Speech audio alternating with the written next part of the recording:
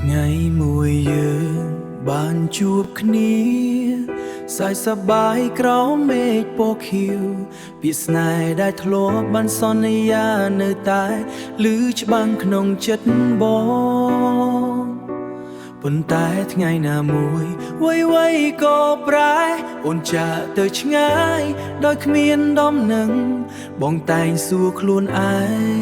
ងថាតើបងខំអ្វី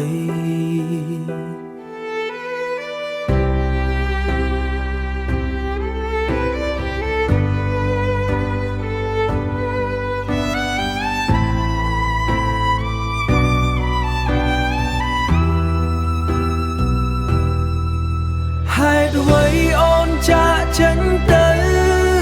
ទុកបងឲ្យនៅតែឯងមិនមានពាក្យលាមិនមានហេតុផលបាត់ស្រមោលដូចខ្យល់បក់ទៅបងនឹកអូនរាល់វិនាទីចិត្តបងមិនអាចភ្លេចបានទេស្នេហ៍ដែលនៅសល់គ្រាន់តែជាការចងចាំនៅក្នុងចិត្តបងតែប៉ុណ្ណោះកន្លែងដែលយើងធ្លាប់ទៅឥឡូវស្ងប់ស្ងាត់គ្មានអូនរូបភាពចាស់ចាស់នៅក្នុងចិត្តមិនអាចលុបបំបាត់បានឡើយបងស្វែងរកហេតុផលតែរកមិនឃើញចម្លើយអូនទៅដោយបងមិនបានព្រៀងឲ្យបងរៀនភ្លេចអូន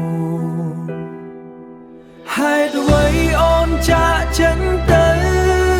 ទុកបងឲ្យនៅតែឯងមិនមានពាក្យលាមិនមានហេតុផលបាត់ស្រមោលដូចខ្យល់បក់ទៅបងនឹកអូនរាល់វិនាទីចិត្តបងមិនអាចភ្លេចបានទេស្នេហ៍ដែលនៅសល់គ្រាន់តែជាការចងចាំនៅក្នុងចិត្តប